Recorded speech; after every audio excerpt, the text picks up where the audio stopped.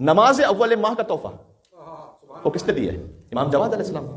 آپ میں سے بہت سے پڑھتے ہیں ماشاءاللہ. نماز اول ماہ یعنی پہلی ذی الحج کو، ہر اسلامی مہینے کی پہلی تاریخ کو نماز یہ پڑھ کے دیکھیں، یقین فرمائیے گا اس کے وہ اثرات میں نے دیکھے کہ وہ لوگ جو گھبرا رہے تھے کہ ہمارے ساتھ پتہ نہیں کیا ہو جائے گا ہمارے ساتھ، نماز اول ماہ کے ذریعے سے بہت سی آفتوں بلاؤں سے محفوظ رہے. سادہ سا طریقہ امام جواد پڑھا کرتے تھے. روایت مصرا سے کہ کانا ابو جعفر الثانی، ابو جعفر ثانی کہا جاتا ہے یعنی امام محمد تقی علیہ السلام، وہ جب اذا دخل شہر جدید، جب نیا مہینہ داخل ہوتا تھا تو یصلی نماز پڑھتے تھے. پھر رکعت الاولی، پہلی رکعت میں الحمد مرتن، ایک مرتبہ الحمد، اور آگے لکھا ہوا ہے 30 مرتبہ تو مومنین پڑھتے ہیں. روایت جو لکھی ہوئی میں آپ کو سناؤں تو آپ کو اور لطف آئے گا. امام سورہ قل هو اللہ احد کو پڑھتے تھے جتنے دن اس مہینے میں ہونے والے ہوتے تھے.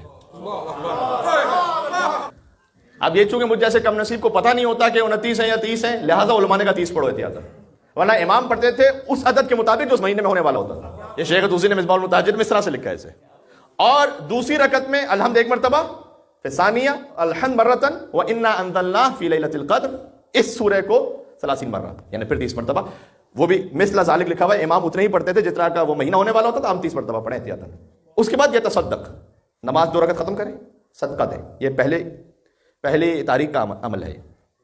صدقہ دیں، پہلے سے کسی مستحق سے بات کر کے رکھیں تاکہ آپ کا جو صدقہ ہے اس وقت ڈیلیور ہو جائے، جیسے آپ صدقہ الگ کریں، کیونکہ صدقہ اس وقت صدقہ پہنچتا ہے کہ جب آپ مستحق تک پہنچا دیں تاکہ آپ کو اس دن کا صدقہ بن جائے.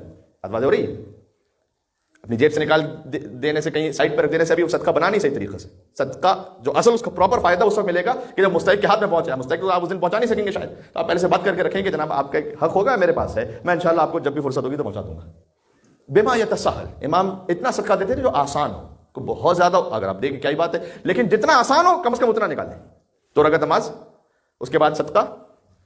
اور حدیث میں آگے امام جواد علیہ السلام کی حدیث میں آگے ومع ذالک، اس نماز کے ذریعے سے یشتری سلامت کل شہر، وہ پورے مہینے کی سلامتی کو اللہ سے خرید لیتے تھے. یہ امام جواد.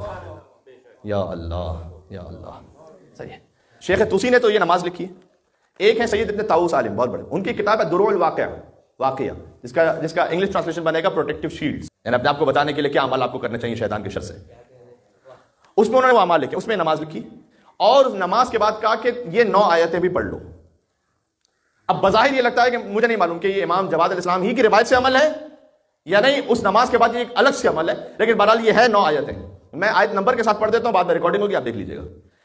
پہلی آیت ہے سورہ ہود کی آیت نمبر 6، وما من دابۃ فی الارض الا علی اللہ رزقها. کہ انسان تو فکر نہ کر اپنے رزق کے معاملے پر، کوئی زمین میں چلنے پھرنے والا ایسا ہے ہی نہیں کہ جس کا رزق اللہ نے اپنے اوپر نہ لے لیا. کیوں پریشان ہے؟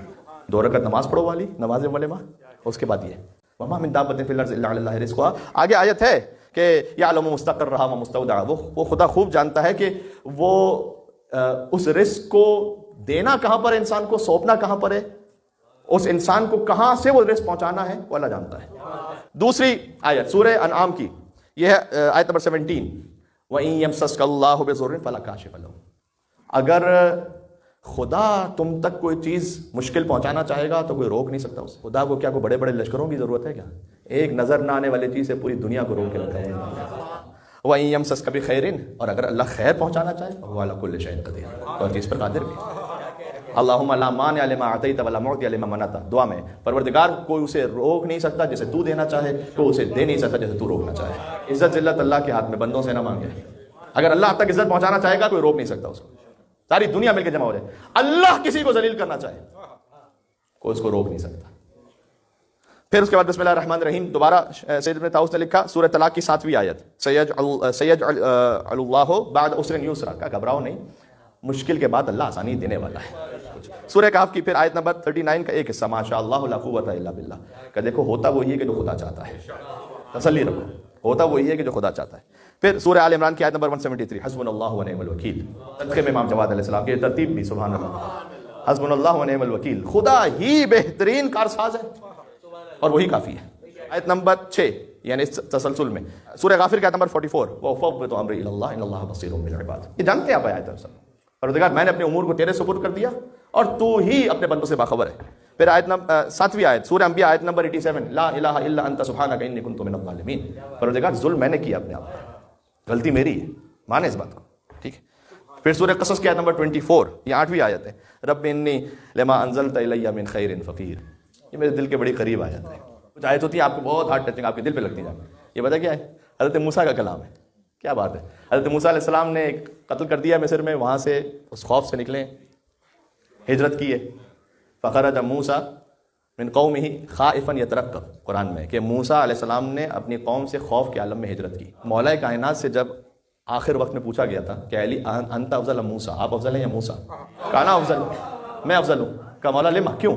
کہا اللہ سبحانہ وتعالیٰ نے موسیٰ علیہ السلام کے لیے کہا کہ جب وہ ہجرت کر رہے تھے تو خوف کے عالم میں، ڈر کے عالم میں نکل رہے تھے، اور کہا جب میں شب ہجرت بستر رسالت پر سویا تو علی نے کہا کہ وہ نیند مجھے نصیب ہوئی کہ ایسی نیند کبھی زندگی میں نصیب ہی نہیں ہوئی۔ موسیٰ علیہ السلام پریشان، کچھ نہیں ہے، گھر تو چھوڑ دیجیے کہ کہیں پناہ گاہ کوئی ملے، کو کھانے کے لیے کچھ نہیں، بیٹھے ہوئے، اور یہ کہہ رہے ہیں کہ رب اے میرے پروردگار انی لما انزلت الی من خیر فقیر، تو چھوٹا سا بھی کوئی خیر میری طرف بھیج دے تو میں اس کا فقیر ہوں۔